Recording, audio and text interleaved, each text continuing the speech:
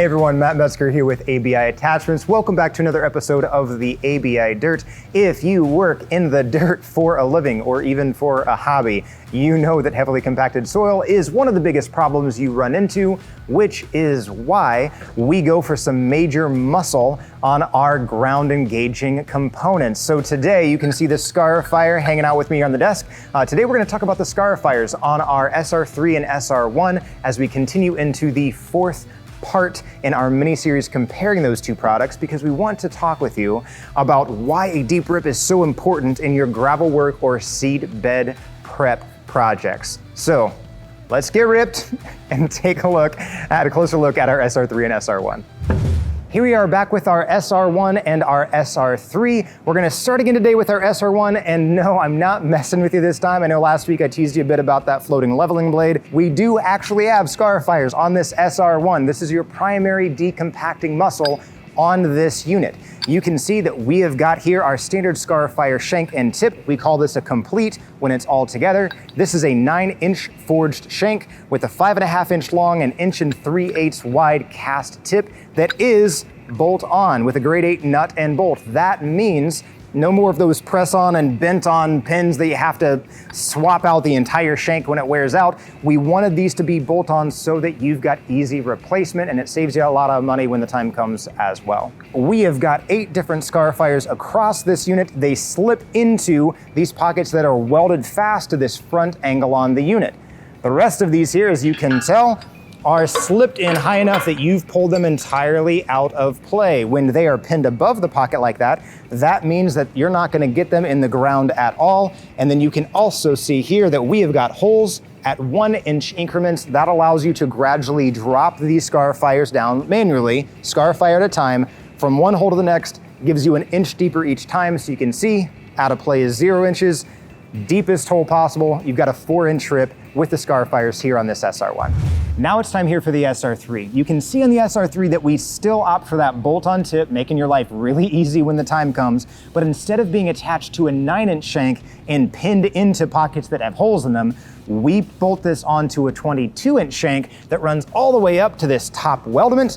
There is a rod that connects this scarifier to the other 9, so a total of 10 scarifiers on the SR3, as opposed to just 8 on the SR1. And all of those scarifiers are controlled, the up and down motion, by 2 hydraulic cylinders here on either side of the unit. Tucked inside the frame, out of the way, very safe.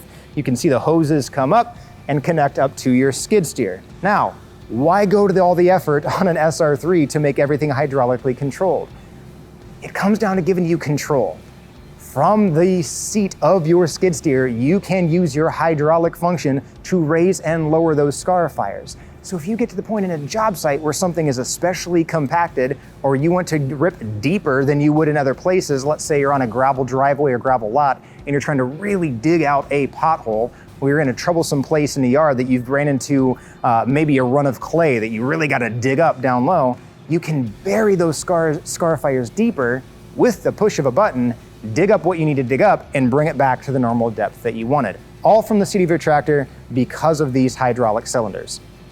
In addition to that benefit, you've also got all of the weight of these 22-inch shanks and the weight of this weldment, which makes the entire tool heavier to give you more push, more pull when you're digging in the dirt or the gravel with this SR3. All right, so let's talk about depth adjustment, because you heard me say on the SR1 that you've got between 0 and 4 inches of engagement with those 9-inch scarifier shanks. Here on these scarifiers, you actually have between 0 and 7 inches deep. But let me show you how to get there, because there are a couple adjustments to do it. Standard stock position that it comes out of our factory here in Northern Indiana, you've got 0 to 4 inches, same as the SR1.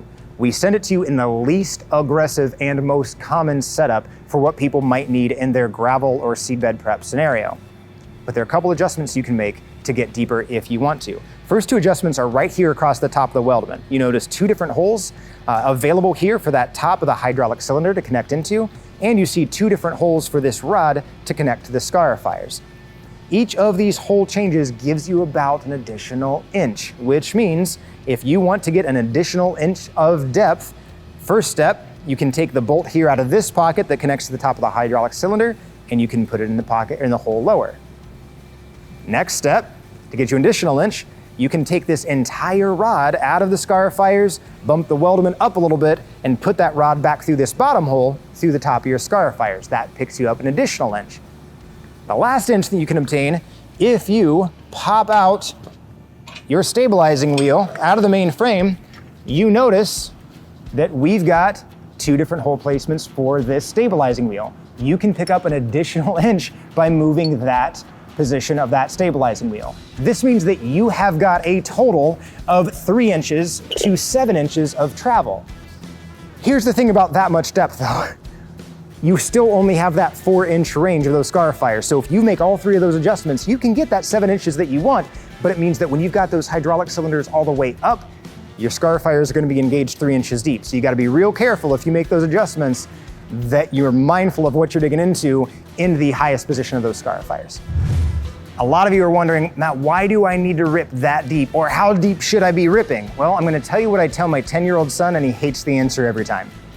It depends, right? What is your project? What are you trying to accomplish? If you are working in a gravel lot, a gravel drive, you need to get to your lowest point of compaction if you're trying to renovate that scenario. If you've got a pothole that is 5 inches deep, you need to rip down to the bottom of that pothole, because if you just keep dumping gravel in over the top, the gravel's gonna spill right back out.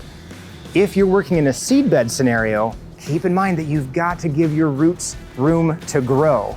I know a lot of power rakes out there, a lot of soil conditioners only scratch about the top inch, maybe 2 inches of the surface, but when you think about the seeds that need to germinate, a lot of the grass seed you're gonna be putting down could use a good 3-4 inches of decompacted soil. That way those roots can really get down, especially if you're working in cold weather climates and you need some cold weather turf. So consider how deep you want to rip and how much decompaction you need to get the job done. And if that big 4, 5, 6 inches of loose soil on top makes you nervous about things like erosion, then sit tight and come back next week, because we're going to talk about the finish rake on the SR1 and the SR3 and how those components actually refirm your surface to make sure to take care of those issues for you. That's all we've got for today, everyone. Remember, if you want any more information about the SR3 or the SR1, head over to the website. The link to that webpage is in the description below. Check it out. There's loads of information there, as well as some testimonies and some product videos to get a deeper look on the entire product. Also, please remember that our factory reps are available for you. That's why we've got them, to take care of you and answer any of your questions. So give them a call as well. Next week is our last episode in this mini-series comparing the SR3 and the SR1, so make sure to hit that subscribe button so that you don't miss out on any future episodes. But until next week, take care.